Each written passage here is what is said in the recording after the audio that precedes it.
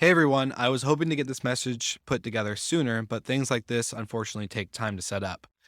I just want to say that the acts of war against Ukraine break my heart, and I know as a prior service member myself that my thoughts and prayers go out to everyone who's fighting the fight that they really shouldn't have to. That being said, we have been working behind the scenes with all of our podcasts and podcast partners to put a fund together in order to pay for any refugee housing and other needs that go alongside that, like food, water, and any clothing needs. Internally, many podcasts in the Hospitality FM network have voluntarily given up sponsorship money in order to donate to the cause and are working on a unified message in order to spread throughout all of our podcasts. So this is me calling out to all of our property manager friends, industry experts, and anyone knowing of those providing lodging for Ukrainian refugees seeking safety. You can contact me directly at will with one L, W-I-L, at slicktalkmedia.com. We have an internal document that is being updated in real time. So if anyone could share this message within your network, we'd greatly appreciate it. I'm also placing in the show notes a link to our GoFundMe and landing page for Rentals to Rescue. That's rentalstorescue.com, where we're putting funds together in order to, again, provide finances for any of these lodging and relocation needs. So thank you so much for tuning into this quick message. I hope you guys are all well and safe, as I know we have tons of listeners in Ukraine and other countries in Europe. So thank you so much for tuning in, and I hope you guys enjoy this episode.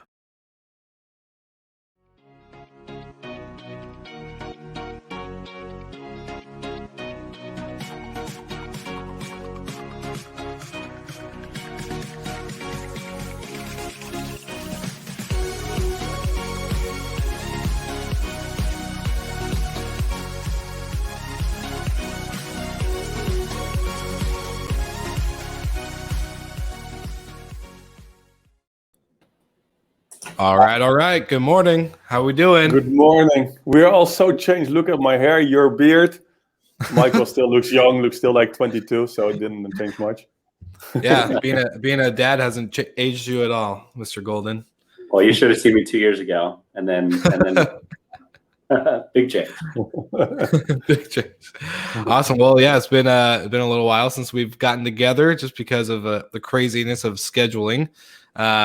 Travel is picking up, and for me personally, I think the revenge travel term is a legit thing. 8 flights last week, a couple of 1,000 miles of travel, and so here we are, back together, reunited as a Good Morning Hospitality family. I love it. Yes, sir. Likewise, I've been in 5 cities the past 5 weeks. So from Boston to California to Texas to South Carolina, all over the place. Amen. And then we got Mr. Ross, who hasn't left his apartment. I was stuck here. No, I didn't. I just stayed here, slept 1 meter away from me. No, but it's still. I had my second shot last week, so I think I'm ready to go. Yeah, I'll go back to my hometown, to the Netherlands, I think in 1.5 weeks. So first travel since a while. So looking forward to that one. So yeah. Well, I'm excited. It's going to be a good one because I think as things are picking up in America, and then hopefully slowly with you guys, that you will get more, more in-person stuff. But one thing we've kind of talked about is the hybrid events and how this is going to be a big thing. But then with the revenge travel, we've seen people at conferences and shows and all this other stuff. So it'll be interesting to see, does a hybrid model play as strong as we thought? But before we jump into that conversation, I would love to just do a good old bidruption report because I've missed the bidruption report so much. So we're going to jump right in. Let's do it.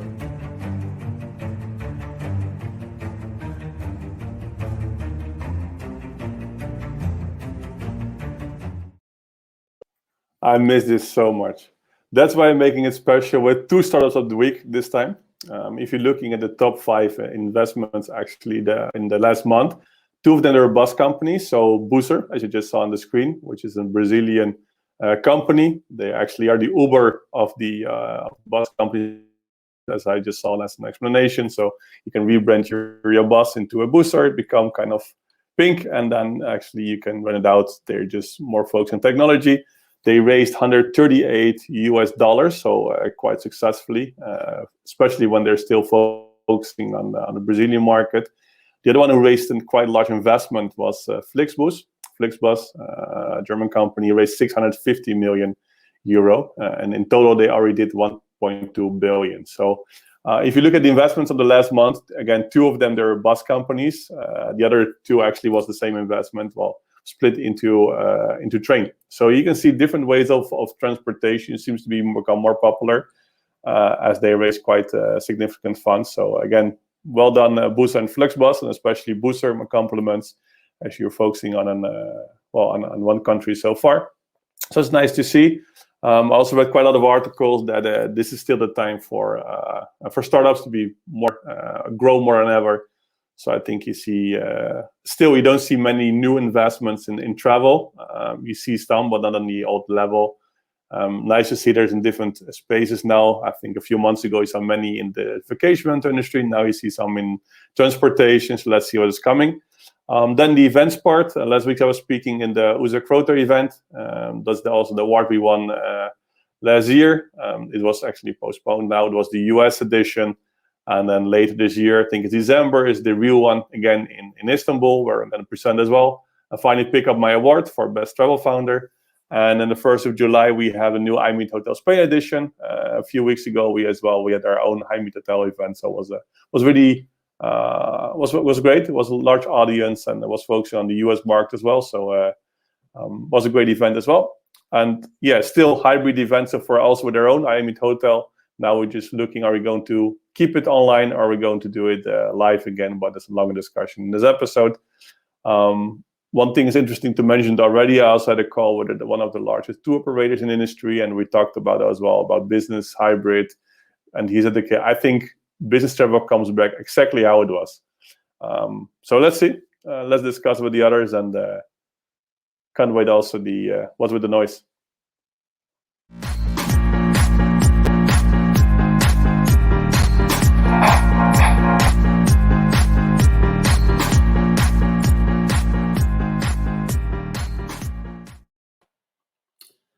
Yeah, Grandma is getting her donut on.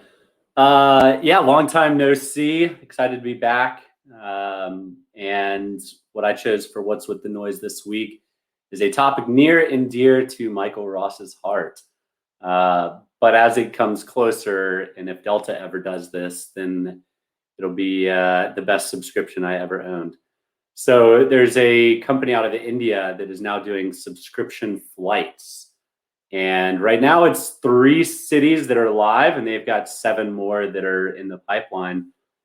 But it comes out to be about $700 a month. And I think for any of us that travel twice a month, especially if the cities that are selected are the frequently visited ones, that's a no-brainer. And Wall Street loves recurring revenue. So I would suspect to find a number of companies, maybe US or Europe focused, that are keeping a close eye on this Indian company and if it's replicable to them in their markets. But it's a great way to come out of a pandemic is with thousands of subscriptions. When you sent that As you article, know, I love subscriptions, so maybe we should launch Bitflights now. But of course, it's an interesting area.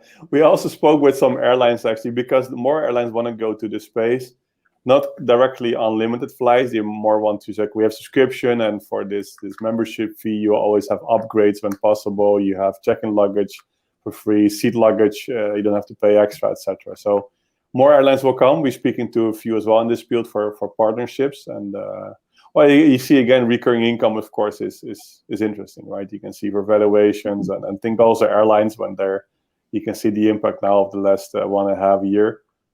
So yeah, it is interesting to see. Yeah. I know you can't say, but just give a head nod if it's Delta. I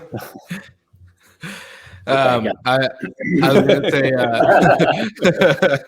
I was gonna say, when you sent that link article in our group chat, I was like, "Oh man, Ross is gonna love this one." We should have a paid session afterwards, so that if you really want to know the teaser, who airline it is, just watch on the paid episode, and it's we could do to get some teasers on the free session, and we have a paid subscription membership, and then we're just sharing with more. Hey, I have the ability to do that. I've been playing around with it behind the scenes, so it's something that is very possible. And if you're somebody watching out there and looking to sponsor, we're always open. But so I was thinking just the other day, because as we were talking about this conversation of in-person / hybrid events, I remember when you and I first met, Ross, that you guys were actually doing iMeet Hotel in person. That was an in-person event every destination you guys were doing. But then due to the pandemic, you guys shifted. So now I want to kind of like start off, I guess, the conversation with that, and then we can go into Michael, where you were in San Diego for the other conference. I think it was either conference or convention.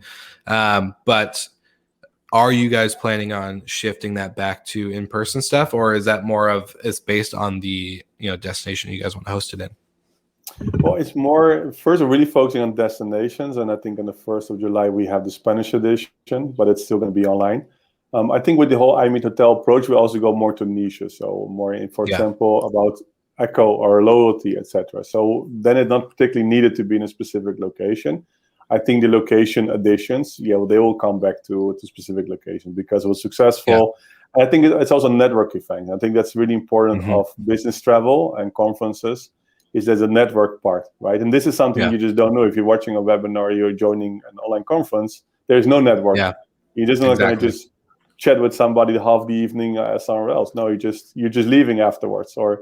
So I think that's really important that the iMeet Hotel conference actually was, of course, also connected to networking, especially the part after took always longer than the event by itself. And I think that's the same with the rest of the events later, the Focusrite and the Skift and all the other big, which still didn't sponsor us, by the way. But still, if you're looking at the big travel conferences, I go there. The content is nice, but I go there for networking and partnerships and I think that's the main reason as well to go to this event. So I think it will come back for sure. You will see that the smaller ones, the webinars, the really content-related ones, they might still be hybrid or online. But you see the ones that are really important for networking, they will just be they will be back, but in a different way, right? You see, I think the Skift on this, I think this year is on the airport hotel, if I'm correct. So it's already a different location. I'm not sure, but I think it's a smaller location and. It's also going to be hybrid. So you will see some changes there. I think still I love to travel again and to meet people in person. And I think that's also how we grow the business so far, by networking. Yeah, I want to give one shameless shout out too, because I saw that we got a like and a thumbs up from our good friend Damien Sheridan, who is the founder and creator of the Book Direct show and the Book Direct Network. So that's a conference I know that in London. Yes, I was going to say. It is 100% in person. It will not be held online this year. So shout out to you. That's awesome. Yeah, love it. Love it. That's a good sign. It's a good sign of recovery, especially I know I think the first Book Direct conference was actually in person. And then we had that, whole COVID-19 thing happen. I met Damien at the Short Stay show and the Shorties Award last year before everything kind of locked down. And so I know the all online and the all in person, there's a big difference, and we've chatted about that. So I think Damien would have been a great person to actually have as a guest speaker. He says right now, actually, I'd rather be having a beer with you guys now than walking away from my desk. Well, that's exactly our topic today, Damien. So I think to get back to like the in-person events versus not, the conference I went to in San Diego was super, super interesting. They only had the like big talks, so only in the morning and at the end of the day. The entire rest of the day was just for networking. They know how starved people are for networking. And granted, it was in California, but no masks, all in person. It was pretty strange compared to the past 18 months. But the organizers understood why people are going to their events, and it's really to network and to meet one another. It's sometimes for the content. At NoiseAware, we used to do most of our hiring in the fall and then send the new hires to conferences so they can see people, meet, learn, go to sessions, understand the industry. But I think, to your point, Michael, I don't sit in too many of the talks, but the majority of my time is grabbing beers with guys like Damien who are super plugged into the industry and know what's going on and who the up and comers are and who the on the way out folks are. And I think the value of purely online is gone. Like, we did a number of them last year, didn't see much from it at all, if anything. And we know that in person, we get a heck of a lot more out of it. So hybrid might be good for those that are health conscious or elderly or not vaccinated or whatever. But if you can't get together in person at the end of this year, second half of this year, then the old adage, the rich get richer. In America, we're doing it. It's happening. And to our European counterparts that can't get together and can't gather, we're miles ahead of where they are. So we're lucky that we've gotten the vaccine rolled out the way we have, and maybe the restrictions rolled back as early as they were. But I mean, in the UK, they're about to extend the restrictions, which just blows my mind. But whatever, I guess they're the elected bodies that those countries chose. They can always vote them out next time. Well, I go back to this hybrid part. I think it's really important. See that as an extension, right? When you just say, as a conference, we didn't always had it at the live conference, and if people were not able because of cost or etc., there are different reasons. Times, okay, I can still attend the conference because it takes me only a few hours instead of a few days. I think then it's great. But I think, and as Michael said, the main reason was never for me the content, was always a networking part, always. And even though there were sessions, I was often still in the networking space or in the lounge space because other people couldn't be bothered to listen to some content. And then you're networking there. As often when the network in the events, often the drinks are included. So, of course, it also helps a bit to stay a bit longer. But yeah, again, I think this networking part is so important. And again, if it's really focusing on content, then listen to some podcast of some guys like us or Damien, etc. Great for content, but for networking, of course, just meet people again in real life. Michael, how much of an advantage do you think it is for, particularly right now, the American companies that are able to get out and go do in-person meetings and go do networking and all that, compared to, our European competition or your American competition or whatnot? Is it a massive advantage, or do you think it's slight or not existent? No, I think it's super important. Again, if I look at our company, if you look at the investors we have, if you're looking at the partnership we have, it's all because we met them in person, and none of them we met online and then further. And I think still in Europe, of course, you see the majority of the conference, the bigger ones there in the main cities, are in the UK. I still think if you're looking at the big size, of course, you have the I2B. I think this one will change. It was really more like a trading thing, and it was already pretty old school in my opinion, the ITB, even though it was nice to be there. I think if you're looking at the Skift, the focus, right, those kind of conferences, this was really focusing on more on also on technology, more on travel. This will work. I think that particularly the real trading ones, I think they will be differently. So I think that ITB will not come back as how it was before. I think the other conference, they could come back. And again, I would travel. I can't wait to travel, for example, later this year again to the US or Skift or Focusrite or both of them. But ITB, which I always love to go there. I'm not sure if it's needed again next year, March. Yeah, I mean, Focusrite US version is going to be in person in, I think, November, as it always is. I think in Miami again, and is it for now that they were the World Tour? Yeah, but the European one's fully online.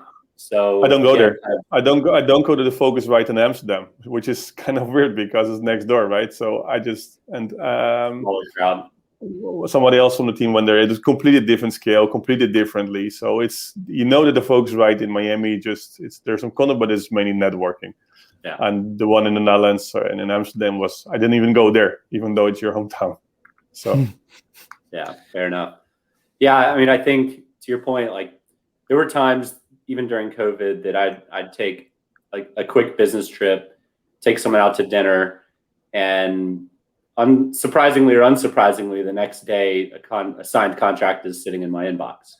Like something that I've been waiting on for 1, 2, 3 months, and all it takes is a dinner out, right? Like it's amazing how even though the world has become so digitized and so easy to communicate and see people online all the time, it's just not the same. It's just not even close. So how would it be if we were meeting in person? Because we never met each other. Well, maybe you both did, but I never met you both in person.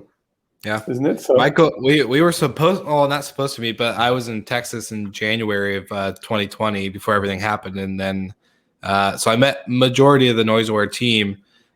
But yeah, Michael and I have never met in person, so it's crazy to think that none of us I met. We had Cindy on the show last time a couple weeks ago.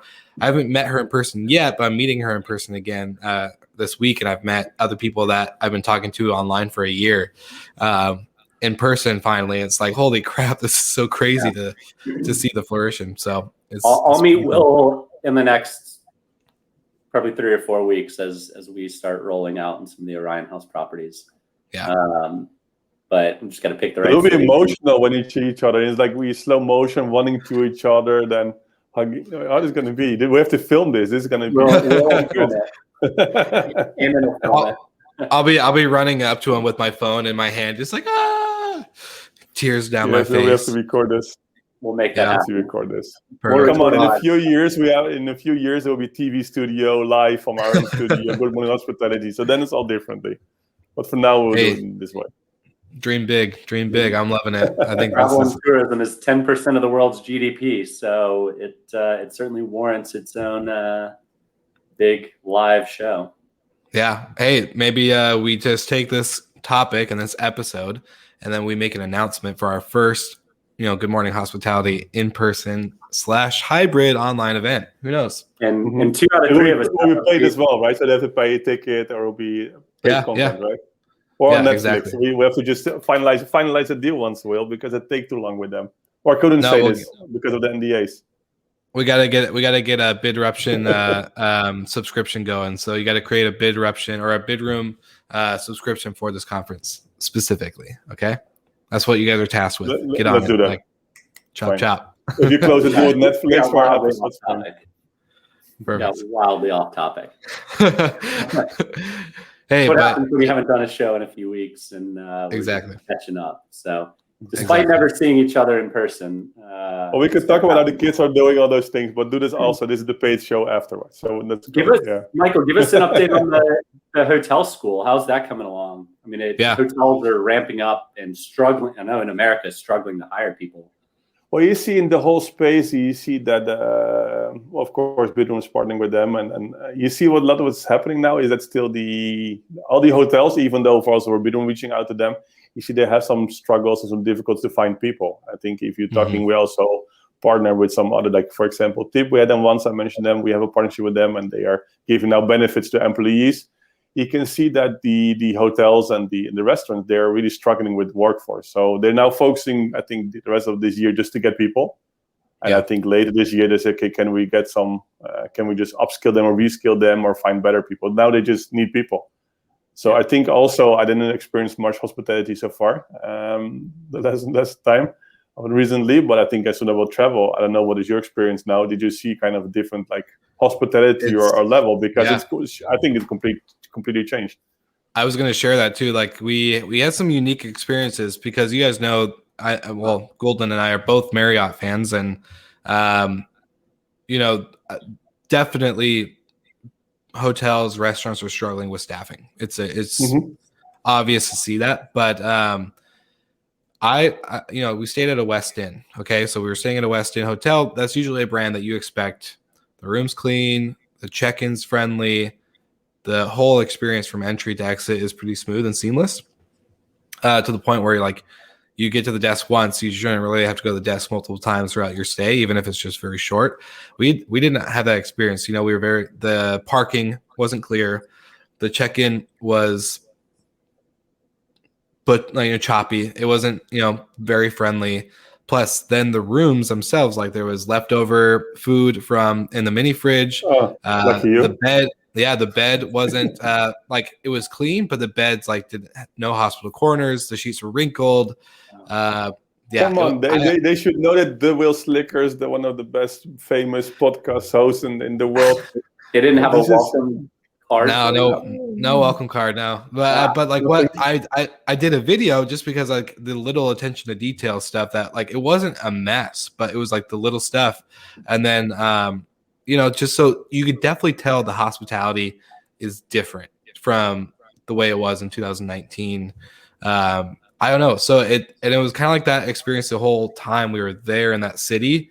The dinner that we went to should have been a quick, order, get our food and drinks, pay. But how did you book? You have to use it. What I often do is, even though I send it by myself or our office manager, make a reservation. So our CTO is coming. It helps. So do it as well. Like even just make another email address. Like, hey, the big, important, famous podcaster Will Slickers want to stay in your hotel. Even though you write it by yourself, Will. Well, I didn't think about that, but it's always interesting to see how. I'm not doing this. I'm maybe. Well, I was gonna say it's interesting to see like especially when so we did book direct. I didn't book the reservation myself, but we did book online, and then I asked them, well, hey, is my loyalty rewards number on there? And like, oh no, it's not. I was like, okay, here it is. Gave it to them. Then when they saw the status, they're like, oh, like that kind of that their whole demeanor changed, right? So it's like part of me struggles because we shouldn't be changing because we know someone's a gold or platinum or CFO, CEO of this. It should be like that consistently. Always. So yeah, it was interesting. The biggest noticeable difference in hospitality, in my opinion, is or has been at restaurants. It's longer wait times, consistently worse service, and super slow, like from start to finish. We complain as Americans, Michael. We know it's very European to have a dinner that lasts 3 hours. But as Americans, depends on the country. It really depends on the country. I want in and out in an hour, like max. Like give me a seat, Dutch as well. A drink. Let's go. But in Dutch, we would like to the topic dinner and go. If you go, like for example, with French people, they're starting, or even Belgium, they're starting during lunch and they finish in the evening, and then it's the same with French. So Dutch people are more to the point, and time is time. It's okay. We have a dinner. Okay, it's from 2 to 3. It's like not even. So you know exactly when you're finished. So, that's how ours was. We had to go ahead. Yeah, it's hard now. You can't time it that way because a lot of restaurants are still closed. So that means these other restaurants that are open all have longer wait times, and they're still shorthanded on staff. So just even to get an order in takes 20 minutes longer than it normally would. So it's a struggle to hire people right now in the US at least. Well, I think it will take a while because other people work in the hospitality, they move to different kind of industries because they need to. And of course, if it take 1 month, they won't just manage, but it took so long that they'll just move to different industries and they're not coming back, right? Just many of them. So you have to really like skill now completely new group of people, which takes a while. And as well, just normally when I look at the American chains, you just know that if I just go, for example, to Sheraton in Krakow, for example, I just know the experience is great. Completely different approach, and you go to a different hotel. But this is something, if this is going to change, it will just also change, of course, the whole loyalty is okay. My experience wasn't great, and if it happened the second time, like, oh, maybe I tried somewhere else, right? So it is important that you just keep this quality. It's going to be super difficult. So I'm curious, and I think the hotels now, I'm not sure if they're going to invest a lot in education and upskilling, reskilling of their people. It's now just to optimize, I think, revenue and profit. And I think as soon as they see the issues and the problems and the complaints, then they might say, okay, maybe we should do something there. So I think as soon as people don't complain too much, I think they'll be okay. I think at the end, just say, I think now is just arriving. I think the end of the year, people say, okay, now we have to do something because this goes bad. So now I wonder the average review has the average review rating dropped significantly in 2021 versus 2019. That'd be an interesting stat Can you to check pull them from. all? Can you just 100,000 properties check it, Will, for next episode, just to see Yeah, if Will. something happened there? Yeah, Will, Yeah. that'll be good. Yeah, I'll call my assistant while I'm on the plane. Have her do that. Your Yeah. VA. After she finishes your hotel reservations. Yeah, exactly. Well, no, that's a good point. And one thing that I think about, just like, because I think what hotels can really, like, I was just talking about this with somebody else, but talking about what like I feel like sometimes I dog on hotels, even though that's where I came from, but they have a great product, they have great hospitality, they've been around for so long. Vacation rentals have really embodied tech, but then what I think vacation rentals and hotels can embody more is like kind of that startup culture. Instead of doing an orientation with everyone in a room watching videos or listening to a boring speech or whatever, like getting ways to engage the staff in a longer, better way with things like hotel.school, with micro content to give them those skills in between into micro doses that basically help them not zone out and throw everything that they just learned right out the window. There's a lot of stuff that can be done to like retain staff better, but I think we just get so used to hire, throw to the wolves. If they last, they last. If they don't, hire again. Like it's a What it's is a also bad. interesting, what you see is that the hotels, instead of this sleeping experience, this is that you can do in a vacation rental or somewhere else. You see that the hotels really now, all of them, if you're looking all the meta search or the booking platforms, all of them, they're really focusing on now adding perks. This is if you're looking at Booking.com is also doing this now, upgrades, vouchers for restaurants. Of course, you know that we're doing this for a while. Trip Plus, you see many of them is okay. You have a great, well, depends on the platform. At least at Bidroom, you have a good deal for your stay.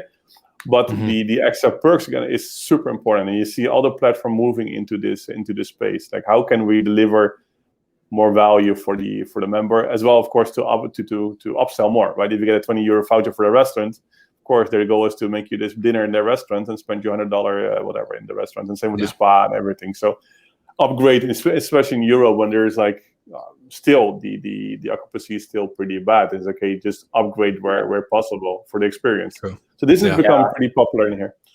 Yeah, I can say I've been upgraded on pretty much every flight and hotel stay I've had during COVID, which is great.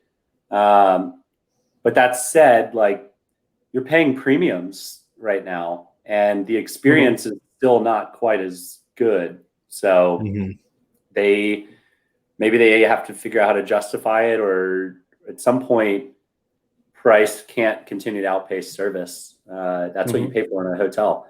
On a short-term rental, you check in and the house is yours, right? There's no like concierge. We have different expectations, right? It just, if you go for a hotel, it's the room, it's the breakfast, it's the experiences, the check-in, is like the maybe bar. a 5, 6 or more. The bar, there's so many, the bar, etc. If you're looking at vacation rental or short-term rental, just looking at the room, you're looking at this. That's it, right? And if this one is good, you're good. But if in the hotel, you have to take care of much more parts to give a great experience. Exactly. True. And you could have an amazing room, but the check-in is a room mentioned in that the check-in was bad. Then mini bar, these things the vacation rental doesn't have to think about. And then you're going downstairs, for example, and have a drink, and then it's like you're asking for a cocktail, don't even know how to make the cocktail. You're just disappointed. It's okay, next time I will go back to a vacation rental again, because what was the added value for the hotel? Yeah, and the last piece of travel tourism that I'll complain about in my recent experiences is Uber. It is not only significantly harder to get an Uber, but it's also a lot more expensive, to the point where there's times that I've taken cabs and it's been cheaper and much faster, especially from the airport. Yeah. If the Uber says it's going to be 10 minutes before it even arrives, and it's as much or more expensive than a cab, like, he's right there. Yeah, it's not a big deal. Like, I have no loyalty to Uber. There's no reward that there is rewards. There are. Yeah, I've never seen them. And I take Uber a lot. So maybe I'm just not looking in the right spot. But did you link your Bonvoy account? I have not, no. That's where you're messing up. Yeah. There you go. Probably nominal points. I'm not worried about that. They also, I think, they took an Uber and really during COVID and stuff. Like, of course, I don't take public transport, so normally I could take a taxi or an Uber, but I didn't do, right? I just just drives by yourself. It's okay, prefer not to drink, and I'll just drive back. Right. So I think it changed as well that they have, I think the people who were an Uber driver, they were self-employed, they had to make some money. There was no tourist. So you're also moving to a different space. So I think there are less Uber drivers, which means there's a higher demand, which means you can increase your prices. Yeah. Sweet. Well, we got a little off topic, but it's good because I think all of this plays into hybrid and in-person stuff because it's travel related. In order to get to a hybrid event or an in-person event, you have to fly, take a train, take a bus, take an Uber, whatever. So it's good stuff. Any final thoughts you guys would like to leave the audience with before we close out the session today? How much do you want to pay for the paid content, the after sessions? No, I'm kidding. The place behind me in here is that this you can sponsor as well. So the background sponsoring, we have different opportunities now. So this whole space is for rent as well. Now you can see Bidroom, but we also want to see Michael ones with a different background. That would be cool. Yeah, well, maybe Will and I will get together in the coming weeks and do it. We can do a lot together. Yeah. So I guess my parting words will be I'm anxiously watching the UK as they might be extending travel again. I've got a trip planned to Scotland in end of July, and they're trying to push it back, and that would piss me off and make me quite upset. Your castle stay, right? Yeah. Yep. So Yeah. we'll see, man. Come on, Boris, don't be an idiot. Yeah, there we go. Otherwise you can come back off. Otherwise, yeah. Well, are we allowed to go to Poland? I guess so. And here goes, well, nobody's testing anymore, I think so. But it seems to go quite well. I think so, yeah. I'm really fine with that pivot. I can manage Awesome. something here. No, but it'll be fine. Awesome, guys. Well, sweet. I'm excited. Thank you again for being flexible on the whole travel and whatnot. We will continue again next week. I'll be back this Friday home and rested for another great Monday. And we'll have plenty of more topics to talk about. So we'll see everybody again soon. Check out the episode on Apple, Google, Spotify, you name it. And then, of course, watch the replay on our YouTube. And we'll see you guys again next week.